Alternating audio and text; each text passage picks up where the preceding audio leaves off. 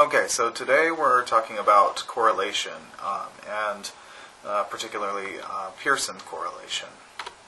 So by the end of this lecture, you should be able to conceptualize what a correlation is, compute a correlation coefficient, and walk through an example. So let's quickly go over a recap of some of the statistical tests that we've done.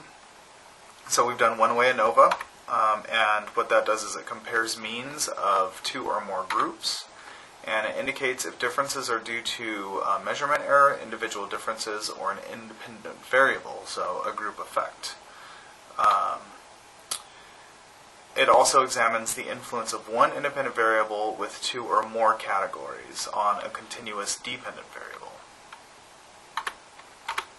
Two-way ANOVA compares means of two or more samples across multiple independent variables. So again, it indicates differences due to measurement error, individual differences, or a group effect.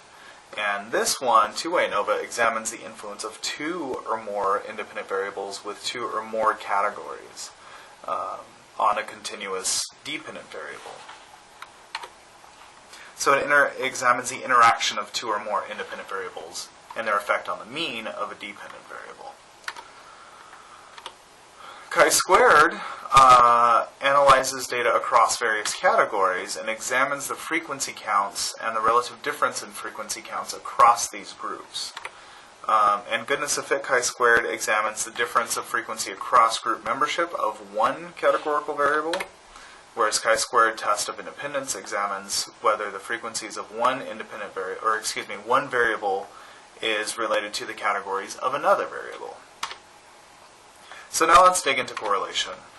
So the use of correlation is really to examine the relationship between two continuous variables, interval ratio, or ranked variables, or ordinal variables. So it examines how two variables are related to one another. And particularly continuous variables, how continuous variables are related to one another. Determines whether scores on one variable are associated or related to scores on another variable.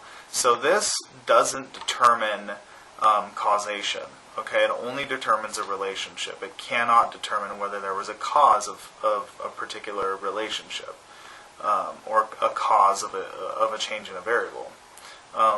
Correlation also can determine the strength of the relationship.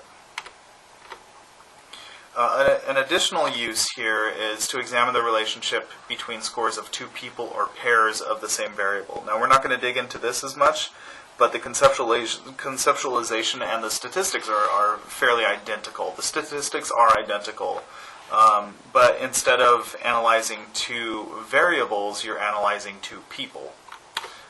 So you could take, for example, sibling height and ask the question, are siblings related to each other in height? As one sibling gets taller, does the other sibling also get taller, right? Marriage satisfaction is another example. Are pairs of married couples, do they rate their satisfaction with their marriage similarly? Or are those two ratings related to one another? Now, a discussion on correlation has to involve a discussion on causation, because in the popular world, we get these two things mixed up a lot, and particularly within the public realm and for policymakers a lot of the time. So, particularly, correlation determines a relationship. And it does not determine the direction of a relationship. Okay, so it doesn't determine whether or not variable A causes variable B. It doesn't determine whether that direction exists. Causation, on the other hand, determines influence or causal direction. So, and there's very few ways we can do this. And within the social sciences, and particularly for the community psychology majors, we can't infer causation most of the time. It's really difficult to do so. There's a few ways to do this. One is looking at time. So if thing A occurred before thing B, we can infer that thing A caused thing B. Now when you get into more complex methods and more complex statistics, you'll begin to see why this washes away, but that's beyond the scope of this class. We can also do experimentation, and in community settings this is very difficult to do, if not impossible most of the time. So we can say something like, we can split people into a couple of groups, and say group A is the drug group, they received some sort of drug treatment, and group B received a placebo. If group A scored higher than group B, we can say that the drug caused those higher scores on whatever it is, anxiety or whatever, right? Or depression, or what have you. But for correlation, we cannot infer those relationships. So we can't say thing A caused thing B. What we can do is say there's a relationship between thing A and thing B. And that's it. That's all we can do. So this is a fairly normal statement that you'll hear policymakers talk about a lot, is lower taxes create more jobs, right? So that's a causal statement, and we have to be very aware of those. What we're saying is lower taxes, thing A, creates more jobs, thing B. It causes more jobs to be created. If we turn that and we look at the same statement but in a correlational sense, we could say something like tax rates are related to unemployment rates. So we can't say tax rates cause unemployment rates, right? And so, and to test this question statistically would be very difficult to do with a causal type of model. Correlationally, we can do this fairly easily. So let's go over quickly a correlation overview. There's three types of relationships that you can find with correlations between the two variables, right? There can be no relationship. There can be a positive relationship. So what a positive relationship says is as scores on variable A increase, scores on variable B also increase. And so an example here is height and weight. So we could assume or hypothesize a positive relationship between height and weight, whereas height increases, weight also increases. We can also assume negative relationships or hypothesize negative relationships. And so this one's a little tricky. It's be sure to think about this one. So this one says as scores on variable A increase, scores on variable B decrease. Right? So it's opposite directions. So what we could say is an example is hours working out and percent body fat. So you would hypothesize that the more somebody works out, right, the increase in that working out would decrease the percentage body fat. And this can be confusing because one might think negatively, right? So if we take the height and weight thing, if we say the lower heights occur, the lower that weight is going to happen. And that's basically just inverting what we've said here, right? So just try to be clear about that, about the difference between the positive relationship and negative relationship. And so in correlation, we have a range of scores, and this range of scores goes from -1 to +1. Scores of 0 indicate no relationship, or correlation scores around 0 indicate that there's no relationship or very little relationship between the two variables. Positive scores indicate a positive relationship. Negative scores, so less than 0, indicate a negative relationship. So again, a negative relationship indicates that as one variable increases, the other variable decreases. Correlation also assumes linearity. So what does that mean? It assumes a straight trend, which means that, again, as scores on variable A increase, scores on variable B also increase or decrease, right? So it's assuming that as thing A goes up, thing B will also go up. And let me show you what I mean. This is a linear relationship, right? So as you can see, as scores on variable A increase, scores on variable B also increase. So this line is important. It's important to note that this is an assumption of correlation, that there's a linear relationship. And correlation actually tests this to see if there is a linear relationship. This is a nonlinear relationship, right? So as scores on variable A increase, scores on variable B don't necessarily increase, right? So they're sort of all over the place. So this is a nonlinear relationship. So correlation assumes a linear relationship between two variables. So let's go through and calculate correlation. So like the other statistical tests that we've done, like most of them, we have 5 steps here. So step 1 is to state the null and research hypotheses, define the critical regions, compute test statistics, compute the effect size and describe it, and then finally interpret and describe the results. So let's have our running example here. So let's say the tax writer's research department, or let's call them TURD, wants to know whether the statement lower taxes are related to more jobs has any merit. As such, TURD took a sample of 10 states and looked at their unemployment rates and income tax. Help TURD figure out whether there is a correlation between unemployment and income tax. So you have 2 variables here, right? You have income tax. Income tax is measured as a continuous variable measured as a percentage. So it's percentage of income tax. And you also have unemployment rates across the 10 states. So this also is a continuous variable measured as a percentage of unemployment within each state. And here's our sample data, right? So we have Wyoming has 4.6% unemployment with 0% income tax. Indiana has 8.1% unemployment with 3.4% income tax, right? So on and so forth. So what we're asking here is this variable, percentage unemployment, related to this variable, percentage income tax? So first we need to state the null and research hypotheses. So in this case, similar to what we found in t-testing, the direction of the hypotheses matters. So if a relationship is indicated, we're going to use a one-tailed test, right? So if we're saying if we're hypothesizing the direction of the relationship, then we'll use a one-tailed test. If we're not hypothesizing the direction of the relationship, then we use a two-tailed test. And what that does is it widens or it makes the critical region a little bit bigger. It gives us a little larger critical region because we don't have a direct hypothesis in the direction of the hypothesis. So what this does is it changes the value at which a significance is obtained.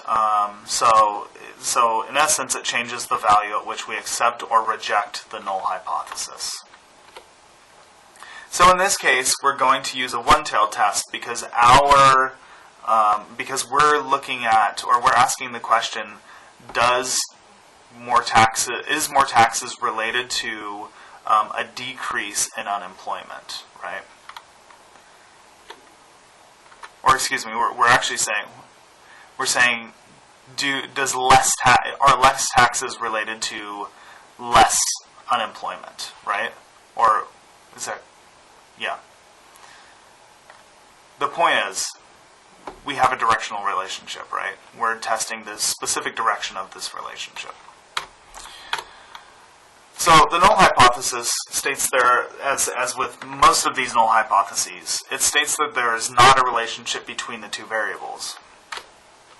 So in this case, we're saying that unemployment and income tax rates are not related. So our symbol here is this little letter R, because we're using Pearson's R, is equal to 0. And we make it equal to 0 because remember, when 0 is the case, when our R statistic comes out, and if it's equal to 0 or close to 0, that means there is not a relationship. The research hypothesis, on the other hand, states that there is a relationship between the two variables.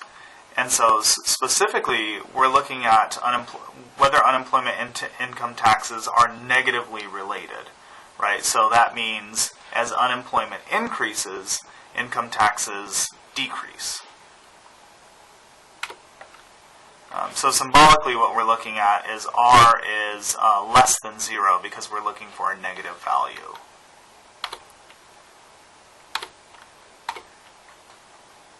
So degrees of freedom in correlation is identified by n minus 2, and that this 2 here represents the 2 variables that we'll be using. We'll also be using Appendix E in the back of your book, and here's a small clip of Appendix E. And we'll be looking at the alpha level of 0.05. Now again, this is sort of the standard. You can use 0.01 if you would like. That just makes the estimates a little more conservative, or the relationship a little more conservative. And again, this basically is saying that there's a 95% probability that the result is beyond chance. So our degrees of freedom here, we have 10 states minus 2, and that gives us that gives us 8. We have our alpha level of 0.05. And so what we do is we bring these together, and that makes our critical region of 0.549. So what we're looking for is a correlation value that's greater than 0.549 or less than negative 0.549. Okay? So what we need to compute the test statistic, we have several different processes that we need to do. So we have our raw data here, right? So we have percent unemployment, and this variable will be categorized by X, or identified by the letter X. So this will be our variable X. And then we have our raw data for percent income tax, and this will be identified by variable Y. We'll just call this variable Y. Down here we have our means. So this is the means of variable X, the standard deviation of variable X. This is the mean of variable Y, standard deviation of variable Y. And so what we want to do is first compute the z-scores for every single state, right? And the z-score is computed by this equation here, which is the raw score, 4.6, minus the mean of 6.46, which we find down here, divided by the standard deviation of 1.57, which we find down here. That gives us negative 1.81 for Wyoming right here. So I'll run through this and calculate the rest of these automatically. We have to do the same thing for income tax, right? So the raw score minus the mean divided by the standard deviation. That gives us negative 1.51, and we'll calculate the rest of those. And then what we do is we times the z-scores together. So we do the z of variable X times the z of variable Y, and that gives us this score right here. We do that for every single state, and then we sum all of those scores. And that gives us our sum of the z-scores, which is 3.51. Then the next step of computing the test statistic is actually just plugging it in, right? So the test statistic is represented by this equation here, which is the sum of the z-scores of X times sum of z-scores of Y divided by n minus 1. And when we plug in our data, so this 3.51 is the last statistic we got from the slide before, divided by 10, which is our n minus 1. And that gives us a Pearson R of 0.395. And so the question is this greater than the critical region that we were looking for? Well, our critical value is 0.549, which is greater than 0.39. So what this is telling us is that we reject the research hypothesis, right? So what this is essentially saying is that there is not a relationship between higher taxes and lower unemployment, or higher unemployment. So now we need to compute and describe the effect size. So the effect size is a fairly basic calculation. All it is we take the R-score that we just got and square it, and that'll give us our effect size. So we take our 0.39, we square that, and we get an effect size of 0.1521. And we relate that to our effect size table. So close to 1 here is a small, close to 0.01 is a small effect size, close to 0.09 is medium, so on and so forth, right? So this is telling us that this is a little bit larger than a medium effect. So this is a medium to a large effect. So even though we didn't get significance, we might have had a small sample size. So our effect size is fairly decent, right? It's medium to large. So maybe if we collected data from all the states, maybe that would give us a stronger effect, or maybe that would bring us into significance. We'd have to test that specifically. So now we need to interpret and summarize the results. So there are several elements that we need here. We need the Pearson's R statistic, our 0.39. We need our degrees of freedom. We need our p-value. And so here would be an interpretation. Correlational analyses revealed that it is not a significant relationship between states' unemployment rates and their income tax, with an R of equaling 0.39, a p-value that is not less than 0.05. And we just plug in the data where we found it, right? Okay, so after this lecture, you should be able to conceptualize correlation. You should understand how to compute correlation with this equation here, and you should be able to apply it to an example. So moving forward, I'll give you a practice example. Say you're a researcher interested in crime. Specifically, you want to test whether there's a relationship between a city's violent crime rates and a city's population. To test this, you randomly sample 10 cities, and you have data from 2012 that includes two variables to help you. So first, you have violent crime, and violent crime is identified by the number of violent crimes per 100,000 people, and then you have the population, and so we have data from the 2012 estimated populations across 10 cities. Here are your cities and your populations, and your violent crime per 10,000 people. That should be 100,000. Yikes, I missed a zero there. That should be 100,000. So go ahead and compute the correlations. You go through the exact same steps as above, and you should end up with a Pearson's R of negative 0.37. So it's up to you to indicate whether that's significant, find the degrees of freedom, find the critical values, and interpret the results. All right.